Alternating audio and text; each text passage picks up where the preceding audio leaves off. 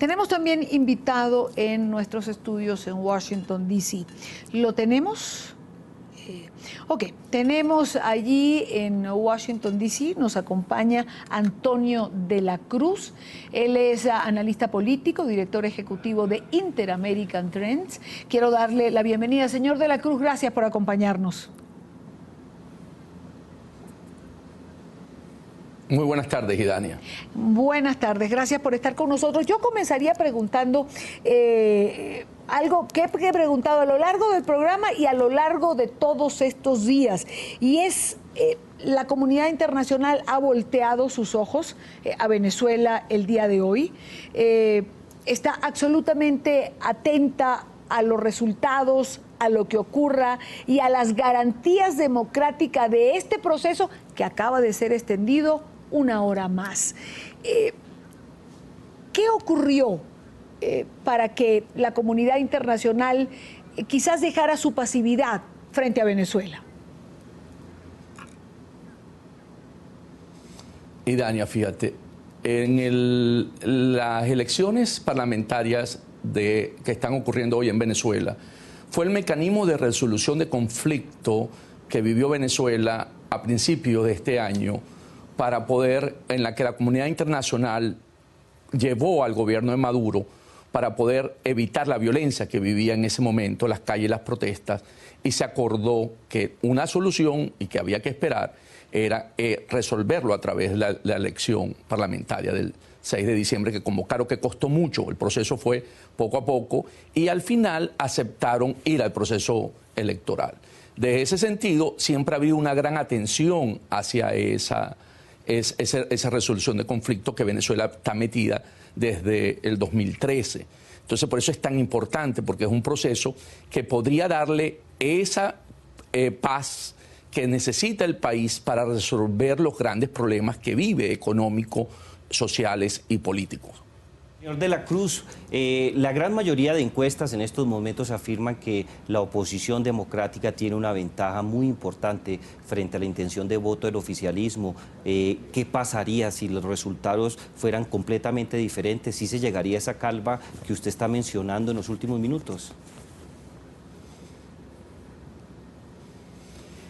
Si logra la oposición o la Mesa de la Unidad Democrática alcanzar los resultados que las encuestas dicen, le daría al país una posibilidad de poder ir transitando por la vía democrática a buscar soluciones a los grandes problemas, porque, como lo han señalado todos los expresidentes que acompañan a la Mesa de la Unidad, ellos les tocó gobernar con asambleas en contra. Entonces, llevaría al gobierno a tener que dialogar con la otra parte del país, que hasta ahora se ha mantenido siempre negándola y acusándola de guerras económicas y de una serie de epítetos que no tienen nada que ver con una posición democrática que ha tratado de ir construyendo este camino a lo largo. Y por eso la comunidad internacional le es muy importante, porque antes de estos procesos a la oposición se le llamaba golpista.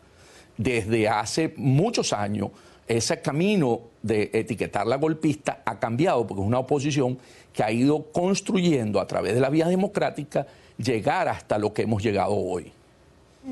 Ahora, señor de la Cruz, a partir del cierre de las mesas de los centros de votación que está legalmente establecido para las 6 de la tarde, ya el Consejo Nacional Electoral ha prorrogado una hora más este cierre de mesas. Este proceso que se vive a partir de ahora es un proceso delicado, es decir, es un proceso que levanta llamados de alerta, de atención. Se irritó la presidenta del Consejo Nacional Electoral porque los expresidentes invitados por la Mesa de la Unidad hicieron un llamado para que se respetara el horario, dio unas declaraciones bastante molestas ante los medios de comunicación nacionales e internacionales, pero digamos, en otros procesos electorales, este periodo que comienza a partir de las 6 de la tarde ha servido para que de alguna manera se manipule la votación en centros de votación donde se ha denunciado, se llevan en autobús a votantes que no acudieron en el resto del día.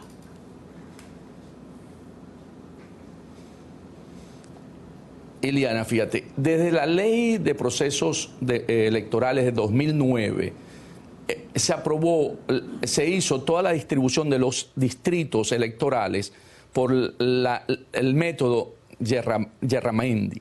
Este método, ¿qué hace? Fíjate, 64 diputados es elegido por el 48% de la población que se concentra en los grandes centros urbanos, como son Distrito Capital, El Zulia, Miranda, Carabobo, Lara y Aragua. Y 100 diputados son elegidos por el resto, por los 18 estados restantes, donde realmente son centros menos urbanos, son centros rurales y extraurbanos. Entonces, ¿por qué es el riesgo de esta hora? El riesgo de esta hora es que hay unos candidatos en esos estados, ¿verdad?, donde a esta hora es precisamente donde ejerce la mayor presión el gobierno y donde puede en este momento empezar a hacer el abuso, el delitos electorales, presionando a los electores en esas mesas. Entonces, coincido totalmente contigo, con tu planteamiento, que por eso la comunidad internacional y sobre todo la presidenta Moscoso, cuando tuvo su intervención, hizo una alerta y dijo, ojalá cerráramos los centros a las 6 de la tarde como todo proceso normal y no lograr la extensión porque ha sido la práctica común del gobierno del presidente Chávez en su ocasión y el presidente Maduro, donde realmente los resultados empiezan a cambiar de tendencia. Usted habla de formas que facilitan el fraude por parte de líneas oficialistas. ¿Cuáles son esas formas? ¿Se puede hacer una descripción de los métodos que utilizan para materializar ese fraude?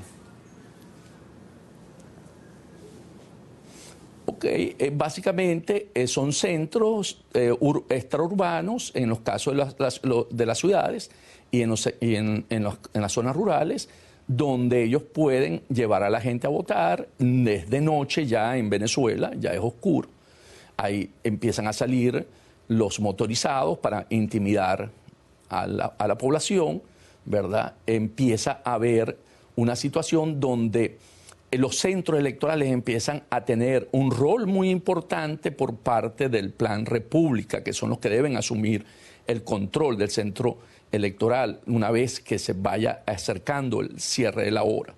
¿Por qué? Porque empieza todos esos mecanismos de presión, de manejo, empieza a ver, no dejan participar a la ciudadanía si se cierra el centro para ver el conteo de la mesa. Entonces hay una serie de situaciones irregulares que se empiezan a presentar que les permite coaccionar al electorado y a la vez abusar de tener presencia física con motorizados, hacer que entonces la gente, el opositor, prefiere quedarse en casa, no sale, y entonces cuando la gran avalancha de votos del oficialismo empieza a ejercer su votación. Bien, quiero darle las gracias a nuestro invitado Antonio de la Cruz, analista político, director ejecutivo de Interamerican Trend, por estar con nosotros estos minutos en vivo en nuestros estudios en Washington. Buena tarde para usted. Muchas gracias, Aida. Gracias.